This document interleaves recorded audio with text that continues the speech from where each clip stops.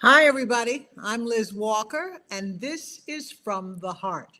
There are those who still describe America's urban streets as full of chaos and violence. But statistics tell us that violent crime has been coming down steadily, with some exceptions, steadily for the past 20 years. One of the reasons for that decline, I imagine, is the Nonviolence Institute out of Providence, Rhode Island. Uh, Created in 2000 under the spirit of Dr. Martin Luther King Jr., the NVI works to prevent, interrupt, and heal violence and to uplift the community.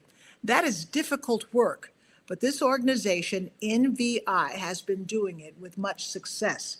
And I am thrilled to have Lisa Pina-Warren, who's the executive director of the Nonviolence Institute in Providence, join us on From the Heart. Lisa is also a member of the Can We Talk Network, so she's in our family. Thanks for joining us, Lisa. Thank you so much for having me, Reverend Liz. NVI started much like our program, Can We Talk, started unfortunately with the death of a member of the community. We started with the death of Corey Johnson back in 2010. You started in 2000. Tell us what was the catalyst of the start of this organization? Sure. In 2000, unfortunately, we had quite a few homicides in our community. But one very prominent homicide was of a young woman by the name of Jennifer Rivera. She was 15 years old. Unfortunately, one day, Jennifer Rivera was in her kitchen cooking dinner with her mother, and she happened to look out her window and saw that her neighbor, who was also a friend of hers, being gunned down. He was shot and killed. So she had become the state's witness. And about a year later, when the case was going to trial, she was to take stand. And the day before she was to take stand, she was gunned down in front of her house while jumping rope. How horrific. So this organization then came out of that tragedy. What was your goal from the first? Has it changed, or is it the same mission that you started out with? We have the same mission, but Father Ray, one of our founders, he was a priest right next door at St. Michael's Church. Our building here was actually the convent for nuns many, many years ago. And at the time of these homicides and Jennifer's homicide, we were actually in an abandoned building. But Father Ray speaks about how he and Sister Ann, who was a co-founder, after having so many funeral services for young people and looking into the crowd and seeing the same faces, they had this idea of teaching young people in our community nonviolence. They felt very strongly that young people, well, everyone, but specifically young people in our community needed to learn how to deal with different situations in their lives, have an alternative to violence and not respond the way they were. And they both studied Kingian nonviolence. So they wanted to start off as actually having a school, which started the nonviolence training. And then we morphed into the street worker program, which actually Tenny Gross, who was our founding executive director, was a street worker in the city of Boston. And he brought it here to Providence. And then we also added victim services to our organization as well. When we came to visit with you and tell you about what Can We Talk was all about, I was struck by the fact that all of the people in that particular meeting were so young. So you have a very kind of young staff that deals with, which I would think would be very effective in dealing with the kind of work that you do. Is that how you look at it? You know, I don't think age is a factor. One of the things that we do is lived experience is a bonus for us. It's the model that we choose, and you have to have some connections to the community. We're from the community, we connect with the community, and we understand the issues that are prevalent in our community. So who better to respond to these situations and bring some type of resolve to them, but people that understand it. Okay, so these are young people who are out of the experiences that they're trying to change and alter. Yes. But It seems to me, now again, I'm just speaking out of what I read, not of any expertise, that, we say crime is down. Violent crime is down across the board with the exception of some spikes. But then now it seems we are hit with all of these like really extraordinary violent situations, like you've had in Providence. You had the Brown University mass shooting, and just this recently, within the last week, you had a hockey rink. So, what how do you look at that? Is there a cause for these mass violent situations? Is it just random? What's your theory about what violence looks like these days, more and more? Reverend Liz, this is my personal theory. So I don't have data to back it up, but I truly believe that violence has become second nature worldwide, and especially in our country. And there is so much hate and anger, and the response is violent, whether it's words or physical. And we're seeing it more and more. And unfortunately, fortunately, I do agree that what we would see as community violence or urban violence has come down a bit in our community. But the random acts of violence and these horrific tragedies like the Brown mass shooting, and the day before yesterday, there was a mass shooting. It was domestic related. It was all victims were a part of one family. It's tragedy, but it also speaks volumes on mentally where our country is today and how we're responding to emotions and feelings. Lots of questions regarding this. First of all, how do you respond to something like what happened at the hockey rink? You're one of the first responders, right? Or are you second? How do you respond to that? We are first responders in a sense that we get a call in real time. Majority of the time, the call comes directly from the emergency room from the social work department. Rhode Island Hospital is our trauma center. So all of Rhode Island and actually Southern Massachusetts. And what happens is, as soon as a social worker gets notified through a page with a code that says there is a gunshot victim or a stabbing or some type of assault, they notify us. They call us immediately. So again, on call 24/7, 365 days a year. If something happens, we get a call. We then vet the call. We try to figure out, okay, is this street related? What some might assume is gang affiliations. Is this a random road rage incident? What is it? We try to gather as much information as possible. And then that's how I will be able to figure out, how do we respond? Is it a victim advocate and an outreach worker? Or is it in worst case scenarios like Brown and like what happened in Pawtucket at the hockey rink, is all hands on deck? Mm-hmm. And we respond immediately to the emergency room and or to the scene, depending on what the need is.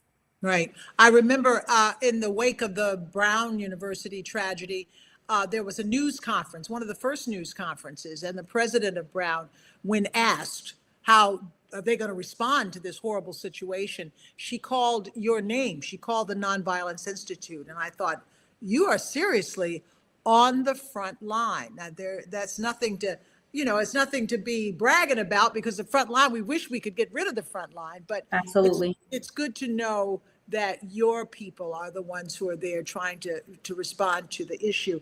How does that kind of thing affect the community overall? We watch it on TV and then we move on, but in those communities in Pawtucket or around Brown University, from what I know about trauma, I would imagine people are still struggling with those.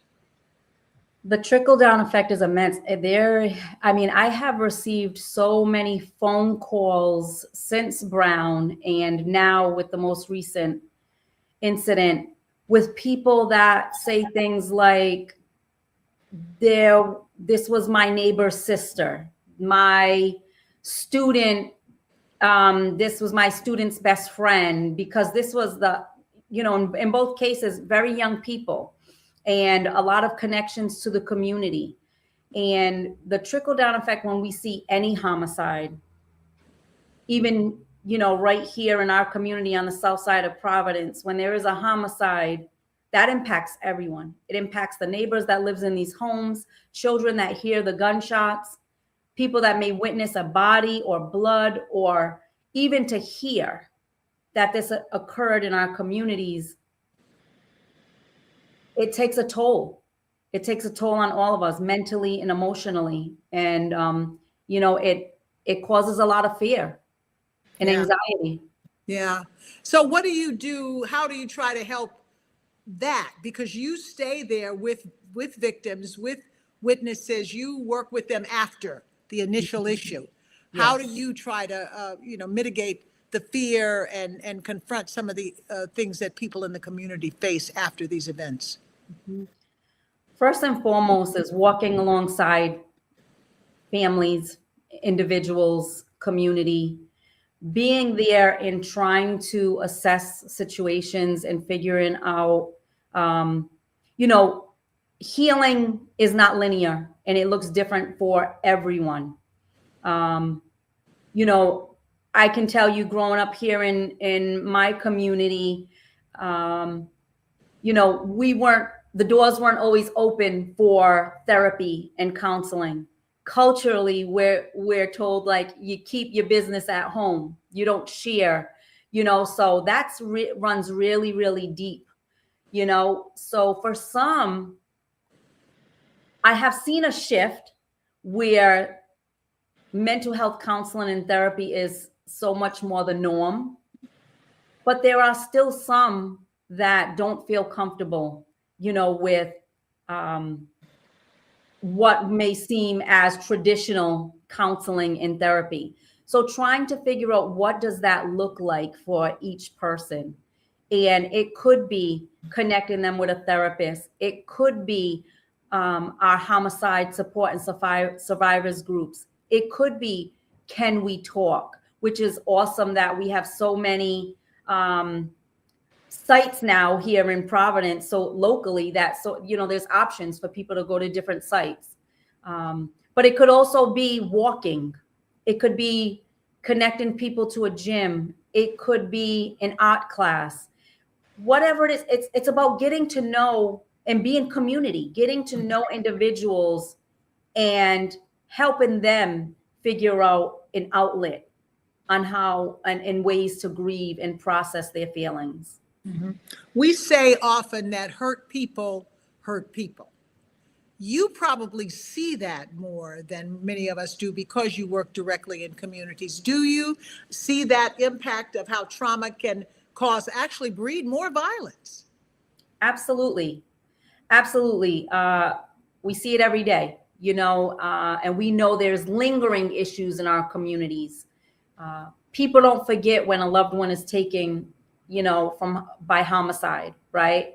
And we see it on social media. We see young people that will continue the way they process and grieve is by disrespecting other people that have lost their lives to homicide, right? So different sides, different groups, and they take it to social media. And we know those feelings are there and that things are brewing, from those feelings and what they do and how they grieve. So one of our missions here is to help young people make better choices, how to assist them with connecting to resources, whether it's educational, employment, healing. Is it counseling? Is it mental health counseling? Because the way that many are taught to deal with those feelings is violence on top of violence. Yeah, and it just perpetuates itself. And you know what? To me, that's the way the world runs sometimes. The world. We run on revenge. You Absolutely. got my cousin, so I'm gonna get you. So we Absolutely. can't. How can we possibly expect more from our young people if that's the role model that they get from out in the world? Yes. You come to this, Lisa, with your own passion based on your own life. You've been the executive director, I understand now, 17 years. Am I right, or longer than that? Nope, I've been the executive director for a year and a half, but I Oh, have, I got that wrong. I'm sorry. that's okay, executive director for a year and a half, but I've been at the organization for 17 years. 17 years. I've worn multiple hats here, and I have now been the executive director for a year and a half. So what was it that made you want to be a part of this organization in the beginning? So for me, just my life, I have been exposed to a lot of violence. I have lost a lot of loved ones to violence. Growing up here in the inner city and on the south side of Providence, I witnessed a lot of violence. And it kind of became the norm for me, right? And when I was early on in my career, I had a young man who was gunned down. I was working with him. He was in a GED program and he was gunned down, and his name was Dion. And Dion, he was a beautiful young man, and he had been adopted out as an infant, and he came back to Providence when he turned 18, searching for his family. And unfortunately, his family was making bad choices, and he was really out of his element and trying to fit in. And he happened to be sitting on his grandmother's porch, and he was shot and killed. Mm-hmm. And even I lost family members. I lost my brother, I lost cousins, but losing Dion, it kind of shifted the way I seen things. And I just really wanted to help. Well, you've done an amazing job in your role with this organization, and certainly in the last year. I had you executive director from when you were born, so I always thought you ran this organization. One of the things that I think that we are experiencing in this country now is an epidemic of fear. There's violence, there's fear of violence, but there's just this fear that I think is actually being manipulated and kind of caused. How does that affect your work? You were telling us once about a person who was in the hospital and his family was afraid. Tell us that story that you shared with us not long ago. Absolutely. And we're seeing it more and more, especially around what's happening with immigration and ICE. For us to support individuals, we don't need documentation. We don't need to know anything about where a person is from. I mean, we get to know that because we get to know the individual, but it's irrelevant when we meet that person. And so when we get the call for a shooting, a stabbing, someone assaulted, or even if someone walked in, because once upon a time, individuals would walk in. But due to what's happening around the world, well, around our country and here locally, they're fearful. We have individuals. So we had an individual, he was assaulted really bad by juveniles. Unfortunately, this is a really tragic story. The individuals were 3 12-year-olds and an 11-year-old. They beat him up and he went into a coma. And when I did the hospital response, the family wasn't there and I didn't understand why. And the social workers told me how they said they would come back and they didn't come back. Well, after gathering information and having our victim advocates who speak Spanish reach out, we learned that they were afraid to share their current, as far as dad was not documented and some of the family members were not documented. So here their dad is holding on to his dear life, and he did end up succumbing to the assault, and they weren't there like they wanted to be. We did actually help to advocate to get them back there in the hospital, but you could just tell how fearful they were. And, that it was heartbreaking, even for the service for their loved one. You can tell that there was just a lot of fear. And we were told that some family members and friends did not come to the service. So when you run into a situation, unfortunately, like that, and I suspect you run into it more than we realize, how do you help people deal with that fear? Or is there anything you can do or is it just about trying to be there for them and not trying to change their mindset? Unfortunately, there's not a lot we can do in regards to shifting that fear. They have reason to be fearful. We all have reason to be fearful. So I think, just as I mentioned earlier, standing by them, walking along their side, letting them know that there's an organization, that there's people here that they can trust, that they can come or connect with to get resources. And no matter what that resource is, we don't have it all. We don't have a magic wand, but if someone calls us and tells us they need food, if they need rental assistance, if they need shelter, if they need clothing, if they need medical assistance, that we're going to connect them to them resources. And we're going to try to figure out how to make sure that their basic needs are met and that they feel supported. Right. And I think that that's a lot. To do that is a lot. I mean, we can't change minds, we can't change hearts, but we can be there. And that, I think, kind of helps change hearts with the Absolutely. the consistency.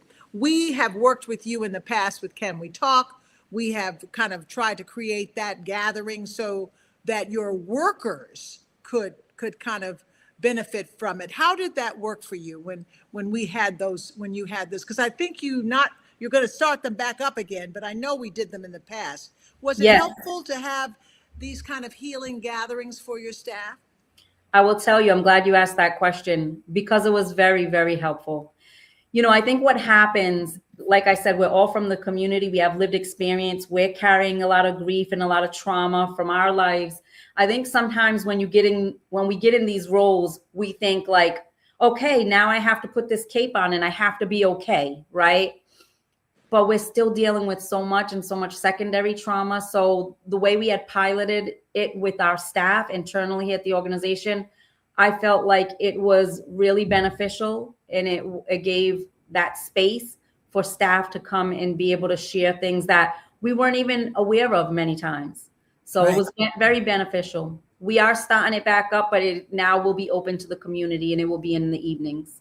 I am so glad that that is happening, because we believe that this is not rocket science and it's not a franchise, but it does offer kind of a framework for holding space for each other, which is so important.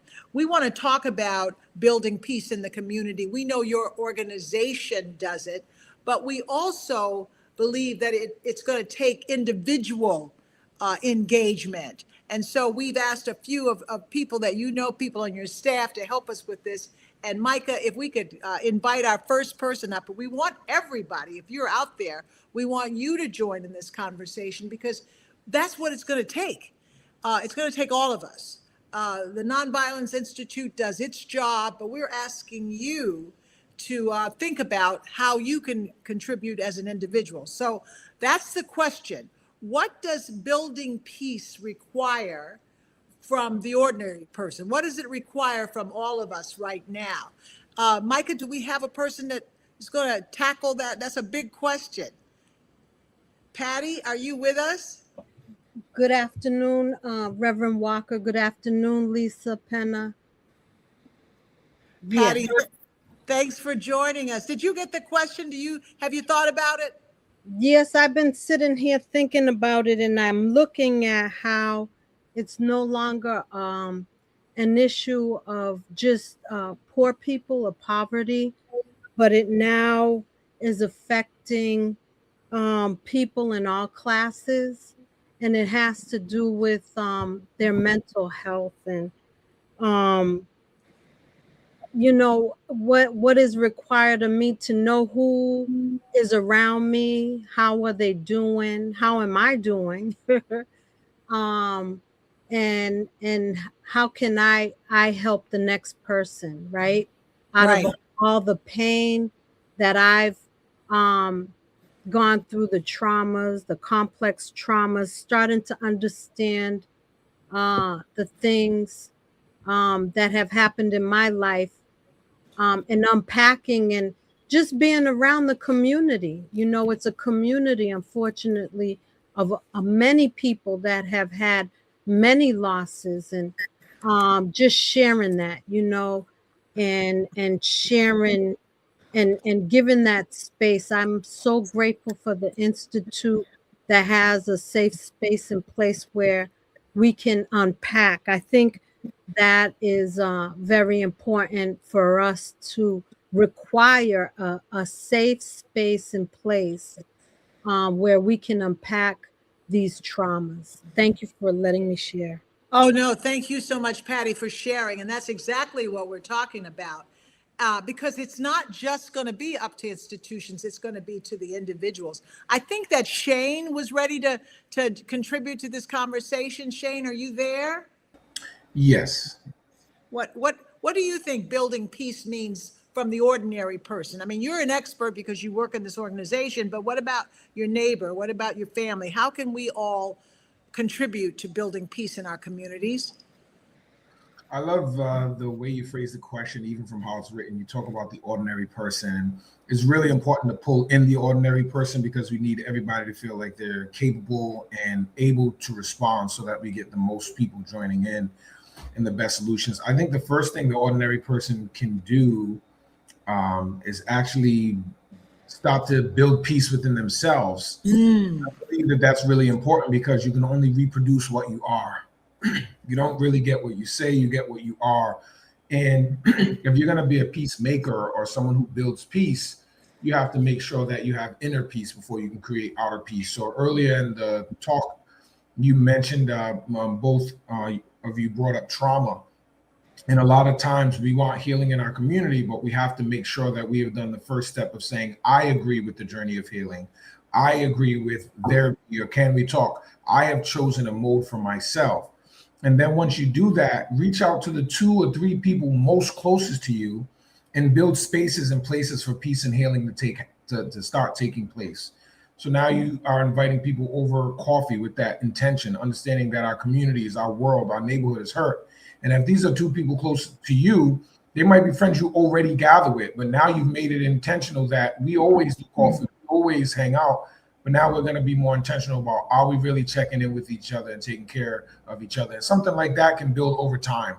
You just start to really build a movement that's focused on it because, as Lisa mentioned earlier, the violence has become normalized. So how do we start to normalize healing in the opposite direction? I love that, Shane. I thank you. That is absolutely right on point. Both Patty and you, the idea of it has to come from within. It has to come from within, and it has to, I always say, I read somewhere, it's planting hope where you stand. So I think you're right on. I think we have one more caller, and I don't know how to pronounce your name. Please forgive me. Will you pronounce it for me? It's Nieves. The name is Nieves. Hi, Reverend Liz. Niva. Thank you, Niva. How do you think ordinary people can contribute to this notion of healing and peace in our communities? Well, I think it's interesting that we're phrasing it as ordinary people because all of us are human, right? So in answering this question, I drew from my own experience and how I would want it applied to me when someone is asking me the question. So for me, it touches a little bit on what Shane mentioned in terms of being intentional and having that inner peace for yourself, whichever way you draw it from. Personally, I draw inner peace from my faith and believe in God and also my community, right? But I think even more so than, drawing it and having it for yourself, an important part of what needs to be done to build it is to act upon it. So kind of like lead by example, right? So how are we carrying ourselves as we show up for people? Touching back on what Lisa mentioned earlier, how are we carrying ourselves and how are we showing up for people, hoping that it influences the person and it trickles down, into the effects of, the trauma that they're going through or the fears that they're facing or the loss that they're facing. I think it's really important just to lead by example, as Shane mentioned, just in every situation, in everything that you do, not necessarily just bringing people together in certain spaces, because regardless of how you look at the world, just you being present in the world, you having a breath in life, you are a figure, you are influencing someone. So I think that's just really key, just leading by example. I think that's a great example, Navy, and thank you so much for joining us. So Micah, if you could put Lisa back in and me back in as we wrap this up. I love these ideas about, because I think it's just basic, the ideas that are coming from within, right? We got to work on our inside in order to do the outside work. So does the NVI have the resources that people can take yoga classes, or you know how to get to yoga classes and healing programs? Do you have the resource for all of that in the community? Yes, so we do both. So we do have some things that take place internally, but we also have partnerships and connections externally. We once upon a time did have yoga, and we've been talking about bringing it back here. So it is something that I think we do. We also do mindfulness, which if you know, well, those that don't know, Christine King, who was a big part of Can We Talk, she helped to build this relationship and connect us to Can We Talk, and Reverend Liz Walker, of course. And she is the person who brought mindfulness to the Nonviolence Institute. Great, great. Well, I am so glad to check back in with you. We had one other caller, and I didn't realize he was there. Micah, if Brandon is still here, if he's welcome to join this conversation. If not, we can do it another time. Brandon, are you there? Yes, I'm here, Reverend. Oh, thank you so much for your patience. So, no problem. How would you contribute to this about, or we're like Navy said, we're talking about ordinary people, but just everybody being a part of this, because that's the only way things are going to change. So, what would you suggest?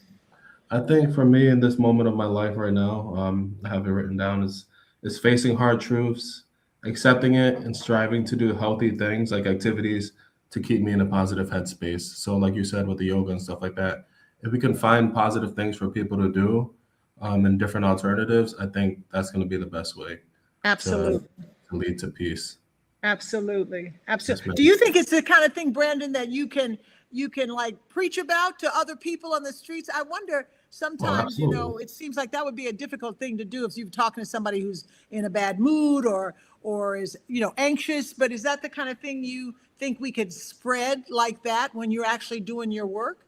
Oh, absolutely. Because people might have never learned alternatives or healthier ways to address things. So if I could share my experience with the things I like to do to give people ideas of things they can do, I think that's a good step in helping teach people about different ways to find peace within themselves. Excellent. Excellent. Yes, it's so hopeful talking to all of you this morning. So Lisa, I want to go back to you and again, thank you for coming on and sharing with us. We will take this broadcast that is live right now, and Micah cuts it down and we post bits and pieces so that we can keep this conversation going. So we'll have that post up within a few days, and we'll have it on Instagram and Facebook, and the whole show will be on YouTube. Micah, I hope I'm giving facts today and not just making stuff up like I do sometimes, so that you can share this with people who might not have seen it today. But Lisa, we wish you the best, and your whole crew. And we really pray for you to take care of yourselves so that you can take care of the rest of us. Any last thoughts or words you want to share this afternoon? I just want to thank you from the bottom of my heart, Reverend Liz. You have been a great support of ours, and we welcome all of those prayers. So keep them coming. Thank you. Okay, well, thank you. And we want to thank you for joining us today. The whole idea is peace, but you can't have peace in the streets if you don't have peace inside. I won't preach this day, but I'll be preaching in the future. Okay, everybody? Amen. Thanks for joining us. Bye-bye. God bless you. Bye.